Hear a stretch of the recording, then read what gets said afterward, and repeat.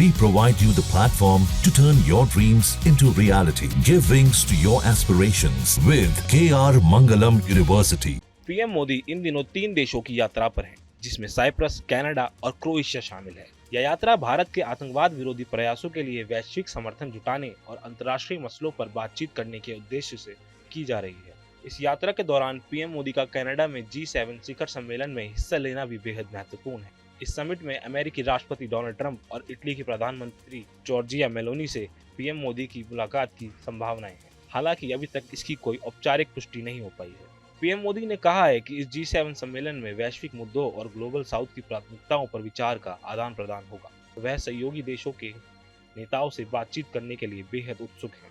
यह उनकी ऑपरेशन सिंदूर के बाद पहली विदेश यात्रा है और ऐसे में ट्रंप से उनकी मुलाकात की अहमियत और भी बढ़ जाती है। प्रधानमंत्री मोदी ने अपनी यात्रा से पहले कहा था कि यह दौरा देशों को धन्यवाद देने का एक अवसर है, जिन्होंने भारत के आतंकवाद विरोधी प्रयासों का समर्थन किया। वे साइप्रस के साथ Bharat middle east Europe economic corridor यानी IMEEC पर चर्चा करेंगे और साइप्रस की भूमिका को लेकर भी विचार करेंगे। रविवार को प्रधानमंत्री मोदी साइप्रस पहुंचे, जहां उनका भव्य स्वागत साइप्रस के राष्ट्रपति निकोस क्रिस्टोडोलिडेस ने किया। पीएम मोदी ने इस दौरान कहा कि साइप्रस मिडिल ईस्ट और यूरोपियन यूनियन में भारत का एक महत्वपूर्ण पार्टनर है।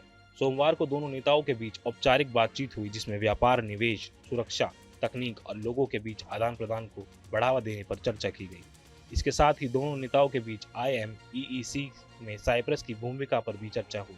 इसके बाद पीएम मोदी कनाडा रवाना हुए, जहां वे G7 शिखर सम्मेलन में भाग लेंगे। इस दौरान उनकी मुलाकात अमेरिकी राष्ट्रपति डोनाल्ड ट्रंप और अन्य वैश्विक नेताओं से होने की संभावना है। यह समिट भारत के वैश्विक नेतृत्व और आतंकवाद विरोधी प्रयासों को प्रमुखता से उठाने का एक बेहतरीन अवसर होगा। कनाडा से लौटने के बाद पीएम मोदी क्रोएशिया जाएंगे और वो क्रोएशिया का दौरा करने वाले पहले भारतीय प्रधानमंत्री। 18 जून को उनका राष्ट्रपति जोरान मिलानोविक और प्रधानमंत्री आंद्रेज प्लेनकोविक से मिलने का कार्यक्रम है। पीएम मोदी ने कहा कि दोनों देशों के बीच सदियों पुराने सांस्कृतिक संबंध और यह यात्रा दोनों देशों के बीच द्विपक्षीय सहयोग के रास्ते नए खोलेगी। यह यात्रा भारत और क्रोएशिया के बीच संबंधों को और मजबूत करने का एक बेहतरीन अवसर साबित हो सकती है, खासकर जब पीएम मोदी वैश्विक मंच पर भारत की सक्रिय भूमिका को बढ़ावा देने के लिए प्रतिबद्ध है। प्रधानमंत्री मोदी की यह यात्रा न केवल भारत के वैश्विक हितों को बढ़ावा देने के लिए महत्वपूर्ण है, बल्कि यह भारत के वैश्विक नेतृत्व को भी एक नई दिशा दे सकती है। इस यात्रा के माध्यम से भारत दुनिया के मंच पर अपने प्रभाव और मजबूत। प्रधानमंत्री मोदी की यह यात्रा न केवल भारत के वैश्विक हितों को बढ़ावा देने के लिए महत्वपूर्ण है, बल्कि यह भारत के वैश्विक नेतृत्व को भी एक नई दिशा दे सकती है। इस यात्रा के माध्यम से भारत दुनिया के मंच पर अपने प्रभाव को और मजबूत करेगा और वैश्विक समस्याओं पर बातचीत करके अपने रिश्तों को और मजबूत बनाएगा। जहाँ भक्ति है हर शब्द में, कथाओं में छुपे हैं दिव्य रहस्य और ज्योतिष देता है जीवन को दिशा। धर्म से जुड़ी हर बातों को जानने के लिए हमारे चैनल स्तुति को सब्सक्राइब करें। चैनल पर जाने के लिए इस लिंक पर क्लिक करें।